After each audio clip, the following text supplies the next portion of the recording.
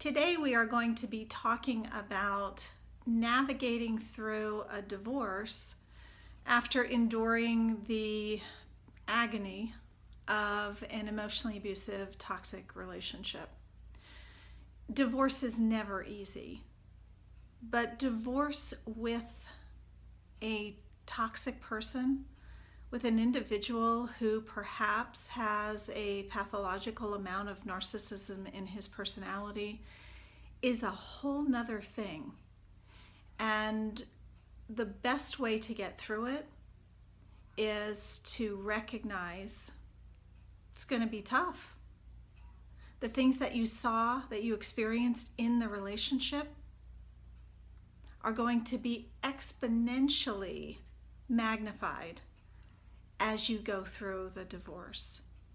So think about that pattern that we often see in toxic relationships, in relationships where one of the partners has a lot of narcissism in their personality, is this cycle of devaluation and then discarding.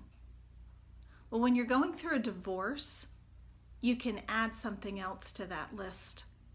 Devaluation, discarding, and then attempts to destroy. Many women tell me that at the beginning of the divorce process that there were many threats that their husband, soon to be ex-husband, actually threatened, "I'll destroy you." So why would someone that you had spent your life with, that you had spent a number of years, perhaps had children with, why you would think that at the end of the relationship, he had devalued you, he put you down, he told you everything that was wrong with you, why wouldn't he just let you go? Why wouldn't he just walk away? Think about what makes sense for the children. The answer to that is that he can't. That there's an underlying pathology there, that he can't hold it together. He can't maintain the mask. So a divorce is a very public thing. It doesn't matter if he started the divorce, you started the divorce, doesn't matter who filed papers, who's the petitioner, who's the respondent, none of that matters. What really changes the dynamic is the fact that it is now public. And the way that he can maintain this facade, that he's this perfect guy, is by making you look bad, by pulling other people in, by making things up about you. So think of the tactics that he used during the relationship. Emotionally abusive people generally are pathological liars. They lie for many reasons. They lie to manipulate, they lie to gain power over, they lie because they can. They enjoy it. So now you're going through a divorce with this person. Guess what? He's not suddenly going to become truthful. And many people talk about this sense of helplessness as you hear these horrific things that he's telling people about you. This is a very predictable thing.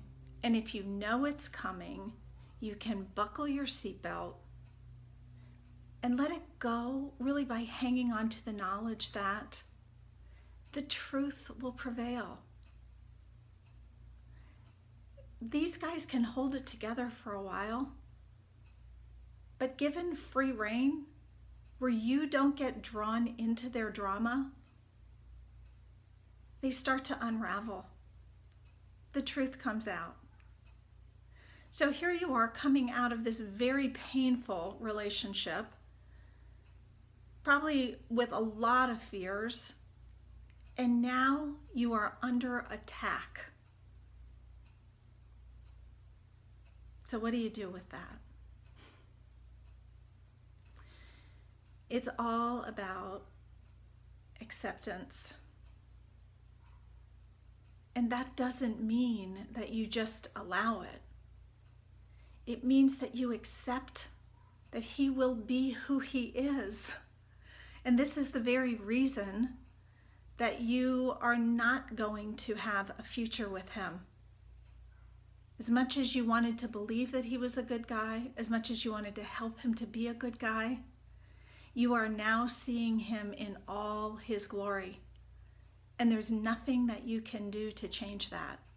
But here's what you can do. Let go of his side of the street.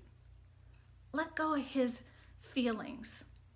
Let go about concerned about him. Let go of any fear about what he might do, how he's going to hurt you. Let go of it. Come back to the present and maintain your focus on your side of the street. Who you are, motivated by your values, motivated by your character. Allowing yourself to experience the grief, to get whatever support you need to have to process the emotions, to be there for your children if you have children, to be the best mother, the best friend, the best family member, and the best you that you can be. He tried desperately during your relationship to take that away from you, and this is your opportunity. I did a video previously that was entitled No Contact. I want you, if you have not seen that, to go back and watch it. Because whether you have children or not, going through this divorce, you need a buffer. Let your attorney be your buffer. Let your attorney handle the divorce while you handle getting back in touch with yourself and your life. That may sound overly simplistic because the nature of a toxic relationship is really all about him fabricating, creating drama, and then putting it on you. Telling you it's you. Telling you you're the problem. Maybe making threats about a reduction in your quality of life. Maybe making threats about the fact that you'll never make it out there on your own. Whatever. This is who he is. It's not who you are. So this is a topic we're going to talk about some more. I'm going to do another video as a follow-on to this. But today I want to leave you with just a couple truths. The first is, he will be who he is, and you will see the worst of him.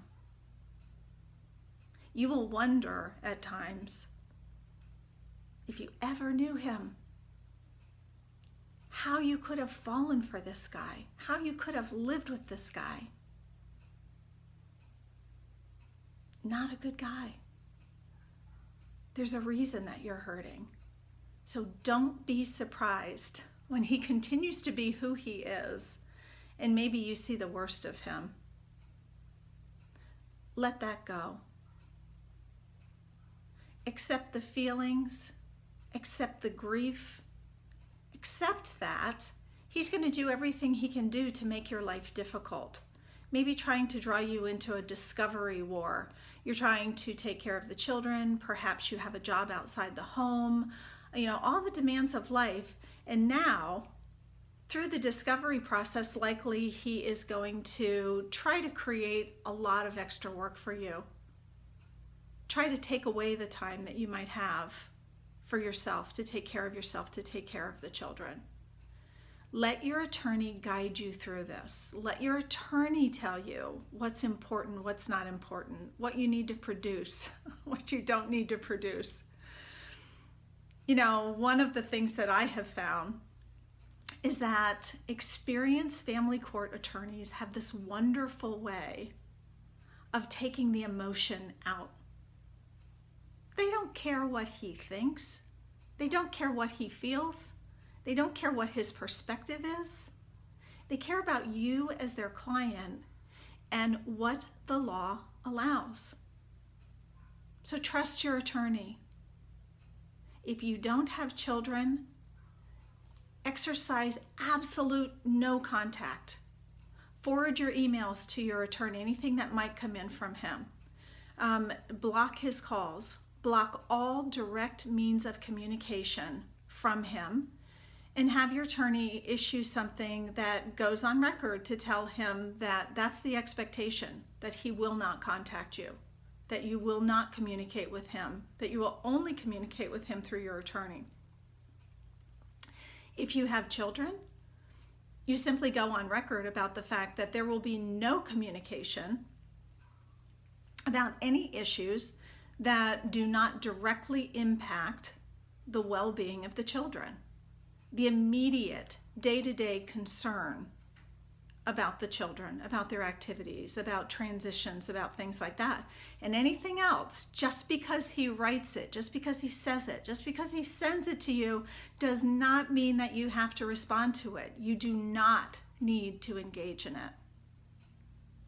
I also want you to think about, when you're searching for an attorney, to take your time and find someone who understands emotionally abusive relationships, who understands narcissistic personality disorder. Excuse me.